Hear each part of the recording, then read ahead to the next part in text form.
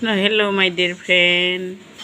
এয়া আগষ্টৰ ইমান তাৰিখে হৈছিল 1947 আমাৰ দেশ স্বাধীন হৈছিল। এই ফ্লেগখন দেখাইছোঁ আপোনালোকৰ আগত। কাইলৈ হৈছে 15 আগষ্ট। আজি মই আপোনালোকৰ আগত এই দেখাইছোঁ, আপোনালোকেও মানিব।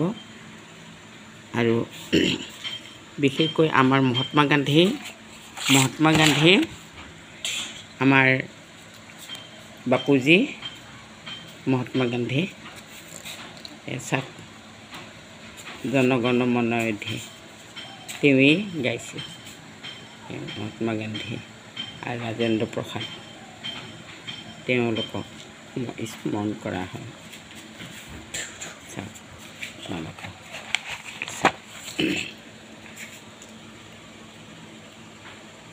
লাইক আৰু শ্বেয়াৰ কৰিব।